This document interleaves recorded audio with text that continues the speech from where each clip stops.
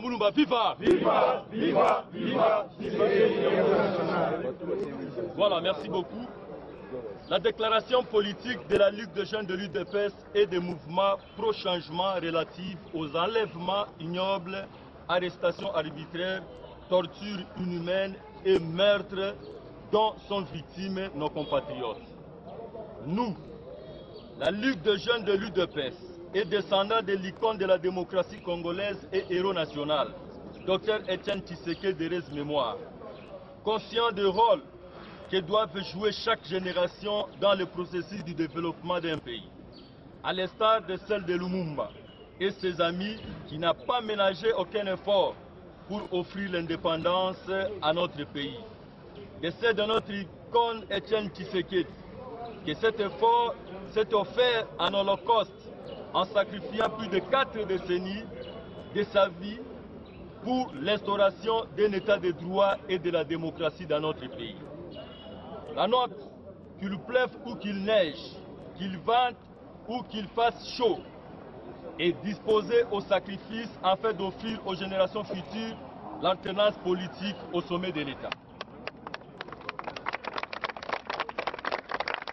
Sidérés par des enlèvements, arrestations arbitraires, tortures inhumaines et meurtres dont sont victimes nos compatriotes, entreprises de l'ANER, des services spéciaux des FARDC et de la police, que d'aucuns ignorent. Oui, au lieu d'être au service du peuple et de la nation, sont plutôt à la sorte d'un individu, Joseph Kabila, qui est déterminé à faire disparaître l'opposition en exterminant ses membres. Ceci constitue purement et simplement une génocide. Puis encore, cette situation est suivie par nos cours et tribunaux censés dire le droit.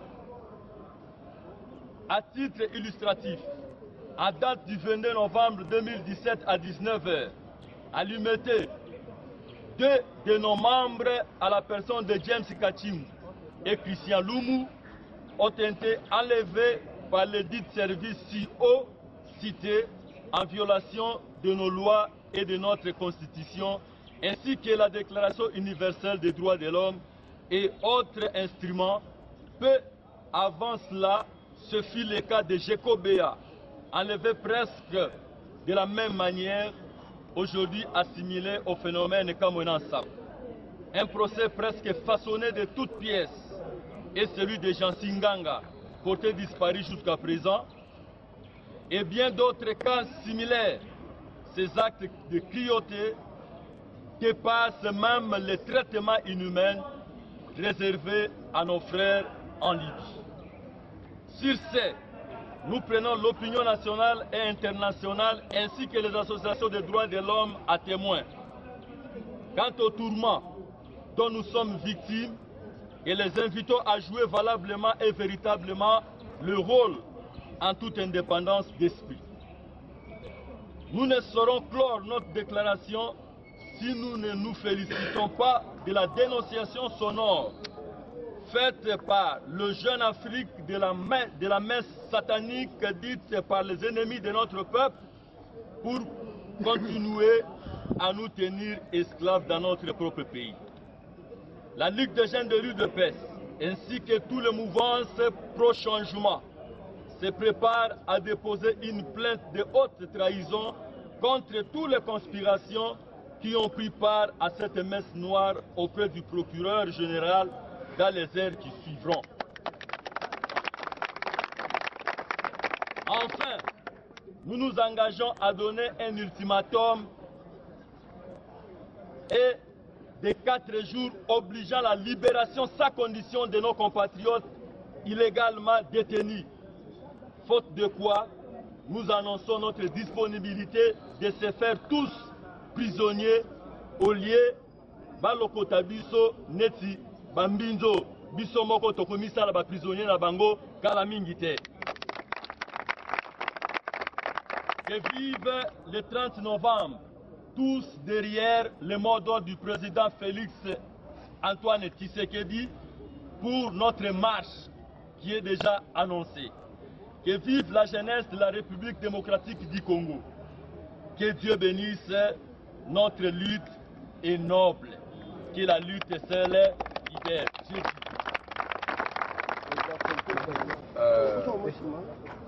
Merci. Autour de la président Ligue des jeunes, la déclaration à Sali. Dans mon coucher, tout le biboy.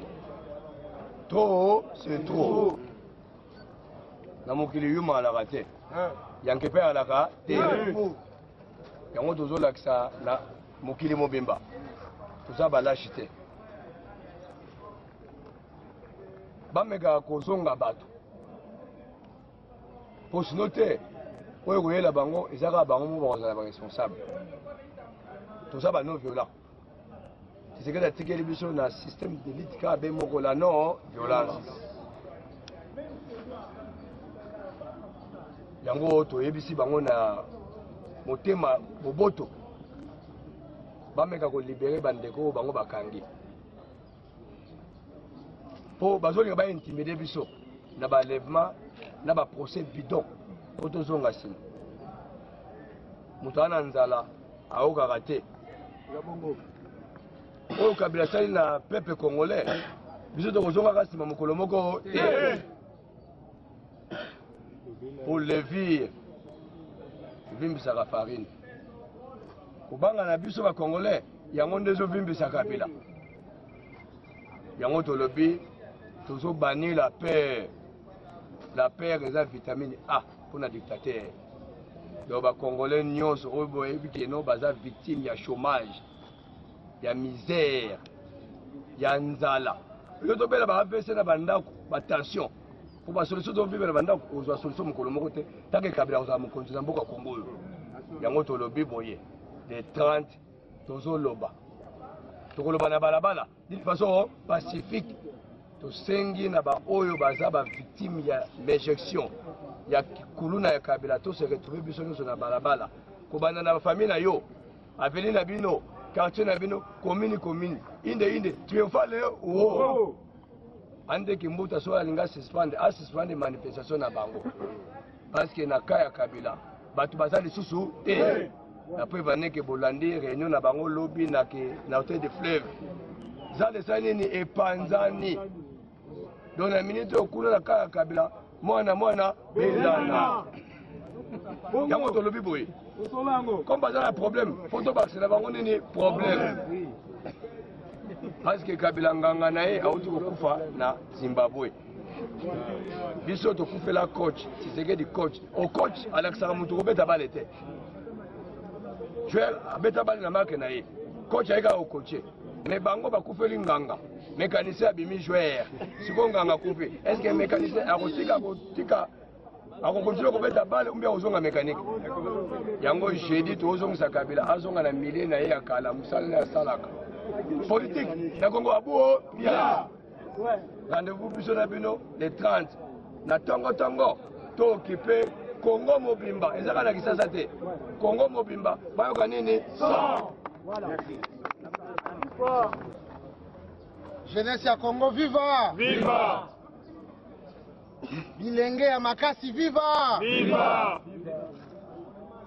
Asante sana wandugu wapenzi na kufata masemi ya President Baruti ile inaandikiwa na kati ya karatasi inasema ke kumungini yetu generation yote iko na histoire. Lumumba na benzake balipigana juu tupate independance kumungini yetu. L'héros de la République oyo ule tunamuita baba wa kidemokrasia ya Kongo kujina ya Tshisekedi alipigana juu tupate demokrasia na mungini yetu. Sasa shisi ni wakati yetu juu tuseme hii generation tunapenda nini. Tunasema tena banakamata bandugu yetu sa vile banyama, sa vile biduru. Tunasema tunaomba wawafungule sans que tuwapatie dele ile yenza kwa dele mbele juu bawafungule. Donc inapasha ke bale batu balibafunga banduku yetu bapatie liberation juu barudie kwenye shie tuko juu tu continue lit ile yenye Tshisekedi alituachia. Tuna dénoncé messe noire ya majorité présidentielle yenye iko à la disposition ya dunia mzima. banaenda kucomploter contre la République, contre les Congolais et surtout contre la nation congolaise. Tunasema masiku kunakuya jeunesse ya UDPS na ba mouvement yote tutaenda kuacha plainte contre batu bote benye balikuwa kuile messe noire, contre le développement et surtout contre la tenue des élections libres et démocratiques et transparentes na kati ya mboka na biso.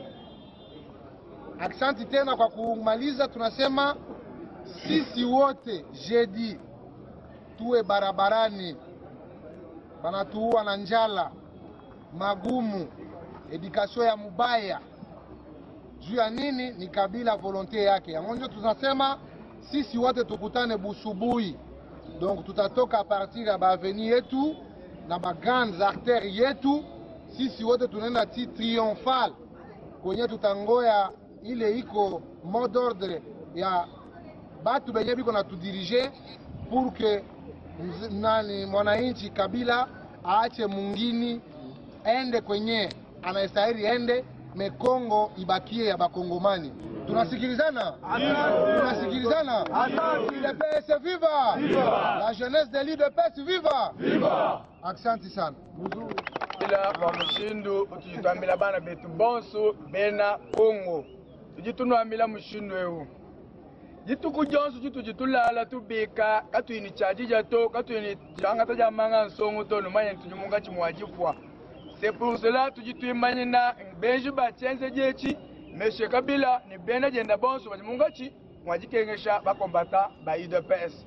Mumilite mu kujiba bunyi basoma mu prison babashuma nyimbena kama mwana baluba bonso kimbena kama mwana sabuto chitachi bwa aventure bwo bunga ya bubenza bwa kwambuye kuiba bwo majama et tout consort bijumu muka village yako babilwa chiki baluba bonso bakati kama mwana sabu. C'est pour cela tetu ba congolais entre autres en particulier baluba tujitwamba mushindu kabena mwako tutatisha muniveau to mbalama bana babenda bakenyi bonso twala ninzala mu makasho mu prison et tout consort entre autres le président Barouch afumu kujitela bakwa mabe président BHK James Katingo et tout consort bonso malama mbuloko bwajishima tijuba shanga bwakulu atika UDPS keno kamwena sapu kachaka tumajukula muntu wa UDPS to et de deux toi UDPS toi Tshisekedi bikala gouvernement Kabila libena jenda bambase kamwena sapu kamula mwa UDPS tujimunga chimwalishema. C'est pourquoi président wambine matukwa bija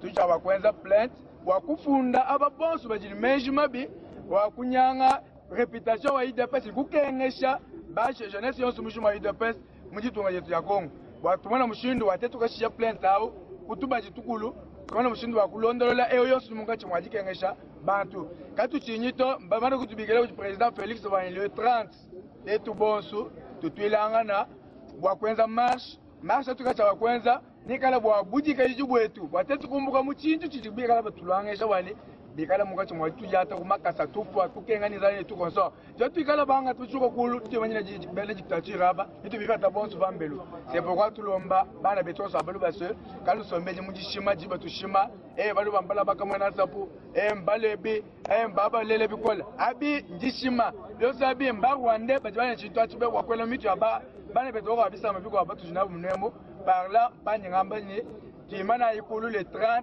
Vanima président Félix Tshisekedi du rassemblement, tu vas t'engager, tu vas comprendre la voiture, tu vas t'engager, ben tu vas t'engager, tu vas t'engager, tu vas t'engager. Congo. Kuna na Kaluka. Ya ikesa na ben. Betkezo songa ben unde. Kanange bikala nanzo. Ngeso salufwa. Muntu ke fwara mbala mosi, ake fwara mbala zole ve, buya kufuati nzala, ndima, bobo mangena balabala, yo ina lelo, yo ina bubu, betu mekui sawa, na kivuka na betu ya Ligue des Jeunes ya UDPS, sana kusonga bampangi na betu, nge le 30 yai, betu nyoso na wapi, na balabala. Sana kusala nini, sana kusosa independance na betu, sana kusonga Kabila ngemesa la election ya tete ya zole. Sasa ngeke zola kuluta diaka betu mebuya baga bisaka na ngenge salinki ngekwenda génération nyonso ke vandati na makinu nandi ake bulaka génération ya balumumba bo bula makinu na boya indépendance bo baka indépendance bo pesa na bwala génération ya président na betu Tshisekedi abula makinu nandi ya état de droit génération na betu mesonga bo ata beno e basika ti bamenduki nyonso betati na ve zina ya génération na betu génération alternance betu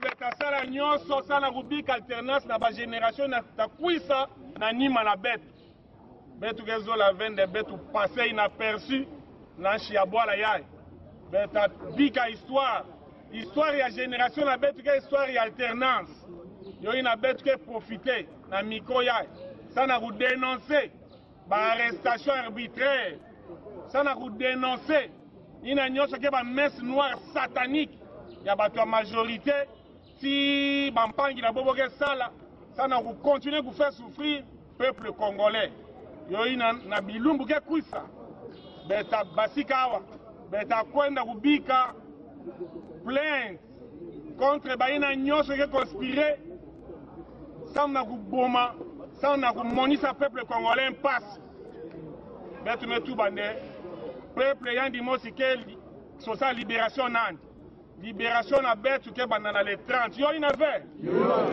yoyi na le 30 beta basika na mateya ina président Tshisekedi ebikala betu ya marche pacifique kanaboke na makutu bowa kanaboke za kurespecte bo respecte constitution sa constitution ke pesa betu ndingisa ina ya kubasika na balabala yoyi na le 30 ata mvula kunoka ata yo moi kuvanda ya makasi betu nyonso na balabala UDPS viva viva